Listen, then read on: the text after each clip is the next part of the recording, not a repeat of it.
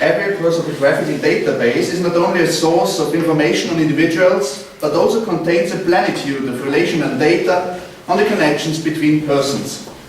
The tools of network analysis allow us to collect these ties, to visualize them, as you can see here, for a hypothetical case, and to analyze them. In the field of Byzantine studies, network analysis has been used very seldom as instrument of research until now.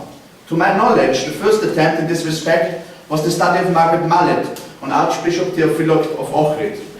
Mallet tried to analyze the network of relations of this important hierarch of the late 11th century on the basis of his letters. You see here in the left side a visualization of this network of Theophilus.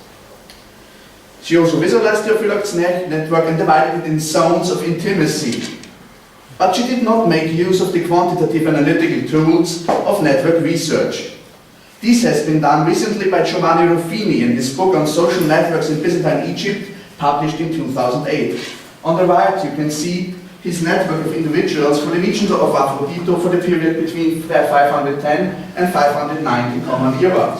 It was generated on the basis of the information from more than 150 papyri and contains almost 2,000 individuals.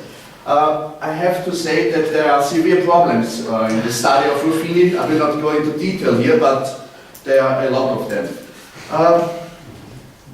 In the last 2 years, two colleagues of mine and I have started to model networks on the basis of source evidence from the Byzantine period. A starting point for such research are, of course, the standard prosopographical works, such as the Prosopographisches Lexikon der Paläologenzeit. But since these studies were not compiled for the purpose of network analysis, we always inspect the original sources in order to collect as much relational data as possible. This is an example from the register of dues to the monastery of Ibiron on Mount Athos from the year 1316. We find here a lot of information on the village priest Basilios Arules and his family. You see here on his core family, on the family of his sons, and so on. This relational data can be now recorded in a so-called socio-matrix. For every individual exists a row and a column. At the points of intersection between the rows and columns of the various individuals, with a 1 or a 0, one can indicate if there exists a relationship between them or not. Such matrices can be constructed for various categories of relationships, such as family, friendship, economy, etc. But to simplify matters, we will work with only one category of ties here. This matrix can be used as basis for further calculations and mathematical analysis. At the same time, it can also serve as basis of visualization of the emerging network. Here you can see the network of the Byzantine village priest Basilios Arules, which we have constructed on the basis of information from the already mentioned register of dues and from other documents. Individuals are depicted as nodes, the relations between them as links. We see Basilios Arules in the center of his extended family. As a priest, he was subaltern of the local bishop, in our case of Kaiseropolis, who in turn was subordinate of the Metropolitan of Philippi. Basilios Arules, as a peasant, and all other villagers had to pay their dues to the monastery of Ibiron, whose abbot at this time was Nikolaos. From the register of dues, we learn that this document was compiled by local tax officials under the supervision of the Trifon Kedrenos, Apokryphois of Syria and Strymon in Macedonia.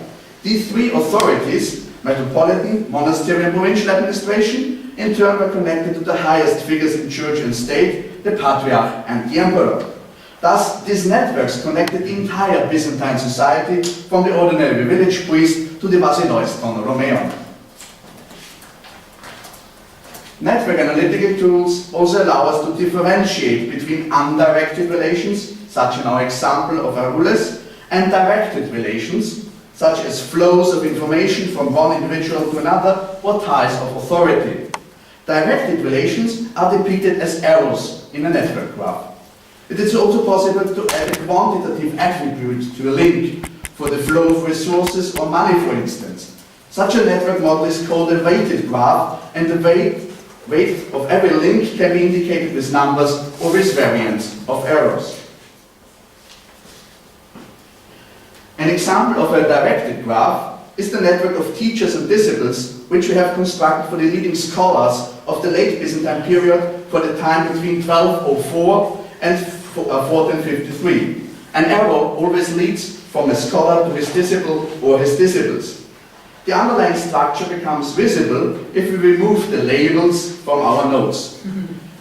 We detect a flow of education leading from Nikephoros Blemmidis in the 13th century to Bessarion at the Italian Renaissance in the 15th century.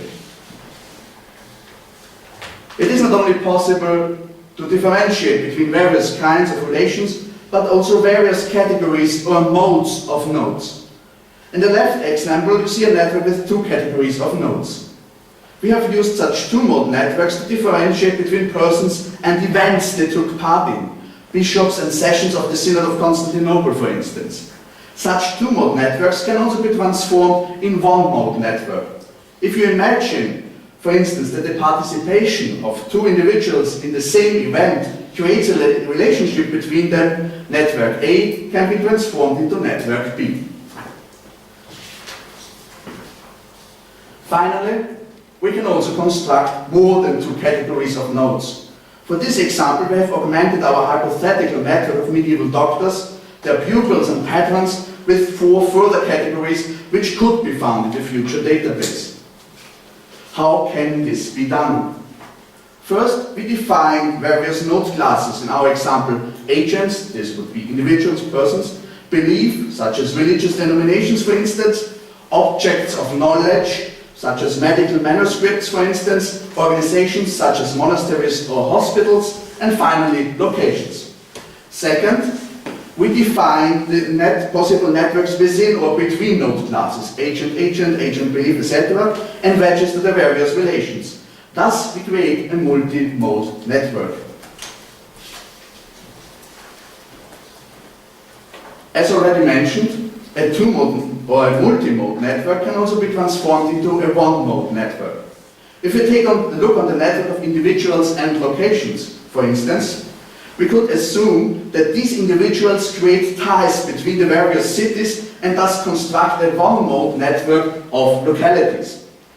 If we also count the number of individuals which are connected to two specific localities, we could also differentiate the weight or intensity of interaction between two localities, here depicted with links of different strength. Only for the purpose of illustration, network analytical software also allows us to add geographical coordinates to our nodes.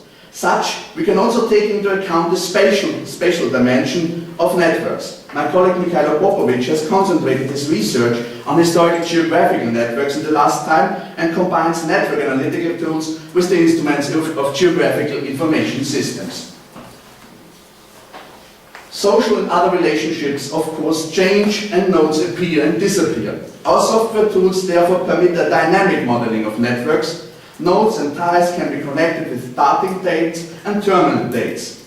Thus we can model, analyze and visualize a network for various time steps. As you can see in this example, our medieval Dr. 1 has disappeared and his pupil 1 has taken over some of his tasks.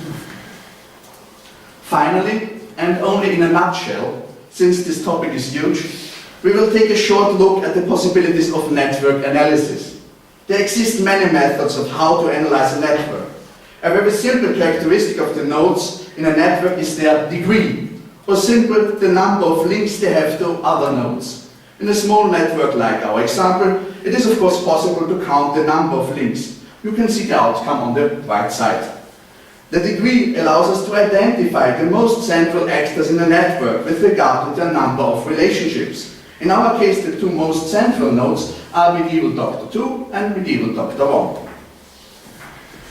A little more complex characteristic is the betweenness of nodes. For betweenness, we have to count the number of shortest paths between nodes a specific node occurs on. The shortest path from the teacher to medieval Dr. 2, for instance, leads over medieval Dr. 1. The mathematical formula to calculate the betweenness of a node you see at the bottom. The outcome of our calculations here on the right. The node with the highest betweenness is medieval Dr. 2. He lies on more than 60% of all shortest paths within the network. And we even discover already in our visualization that he is the only connection between the 3 nodes at the bottom and the rest of the network. The teacher, for instance, has a betweenness of 0 since he does not connect the network to any further nodes. Thus, betweenness allows us to identify those nodes which have the highest potential to act as intermediaries within the network, or even to control the flows of information or resources between other nodes. In the last years, we have constructed and analyzed a variety of networks on the basis of sources from the Byzantine period. Not only small networks, but also networks of larger scale, with hundreds of nodes, as you can see here. This is of course only possible with the help of computers and software tools. I think that the laying of the foundation stone for a new prosopographical database would be the perfect opportunity to consider the possibilities to use the material also for the purpose of network analysis from the start. This would significantly augment the scientific value of such a database and allow researchers to identify and analyze the interconnections within the history of medieval medicine in a new way. Thank you very much for your attention.